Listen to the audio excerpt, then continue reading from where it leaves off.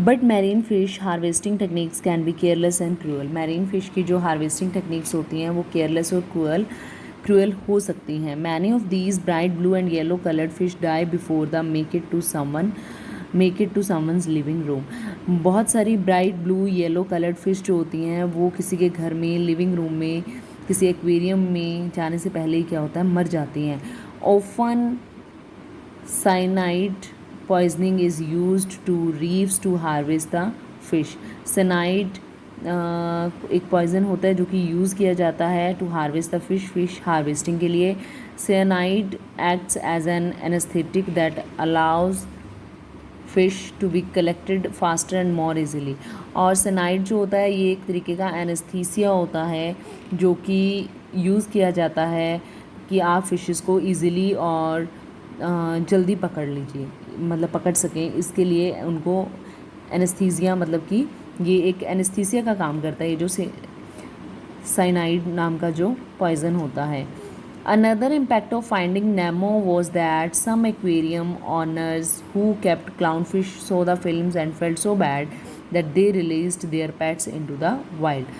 अच्छा, दूसरा इम्पैक्ट ये होता है finding Nemo was that the aquarium honours, कुछ एक्वेरियम ऑनर्स ऐसे होते हैं केप्ट क्लाउनफिश, जो कि क्लाउनफिश को एज अ पेट अपने घर में ले तो आते हैं, so the film and felt so bad, और उसके बाद में वो बहुत बुरा फील करते हैं, and they release there pets, और बाद में वो अपने पेट्स को रिलीज़ कर देते हैं कहाँ, इनटू द वाइल्ड, जहाँ पे जंगली जानवर वगैरह रहते हैं। Many people also bought the clown fish without knowing how to take care of दिम।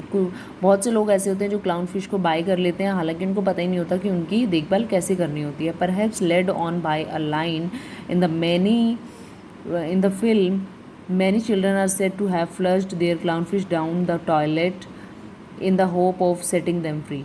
और मोस्ट ऑफ द टाइम क्या होता है कि लोग ये मूवीज़ देख देख कर अपने घर में फ़िशेस को और इन सब, मतलब इनको पेट्स बना करके ले आते हैं, और बाद में वो क्या करते हैं, जब मूवीज़ देखते हैं और उससे अनकरेज होते हैं तो उनको ये लगता है कि नहीं, हमें इनको फ्री कर देना चाहिए, तो वो क्या करते हैं, अपने टॉयलेट्स के अंदर ही उनको फ्लश कर देते हैं कि हमने इनको फ्री कर दिया।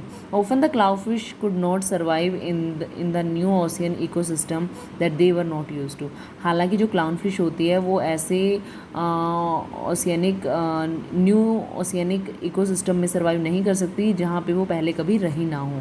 दे also sometimes harms the local fish there as introduce pest, और वो अपने साथ में जहाँ पे वो रह रही हैं उसके साथ की जो लोकल फिश है उनको भी वो हार्म कर सकती हैं।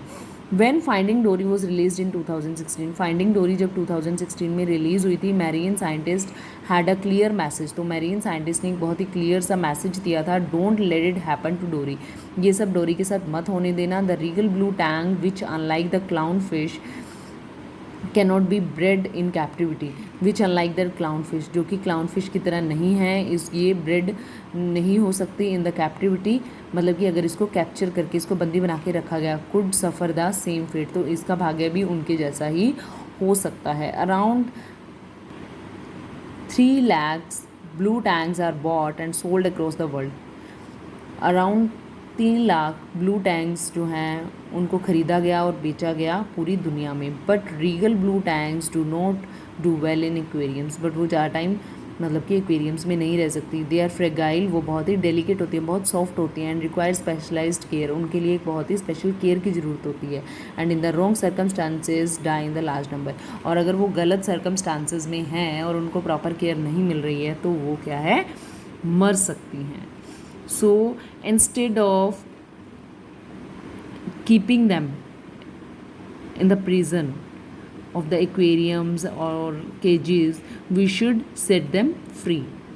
हमने इस चैप्टर में क्या सीखा है, what we have learned here, कि इनको बंदी बनाने से अच्छा है कि हम इनको फ्री रखें। जैसे आप लोगों को प्रिजन में रहना, आप लोगों को बंदी बन के रहना अच्छा नहीं लगता है, तो birds also have feelings, the difference is only कि वो बोल नहीं सकते और हम बोल करके अपनी, मतलब कि अपनी थॉट्स को एक्सप्रेस कर सकते हैं, बट वो बोल नहीं सकते, बट उनको भी खुली हवा में रहना, अपनी जगह पे रहना अच्छा लगता है।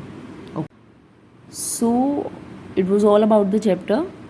Now book work is given here and we had completed the reading of the chapter. Hope you have understood it.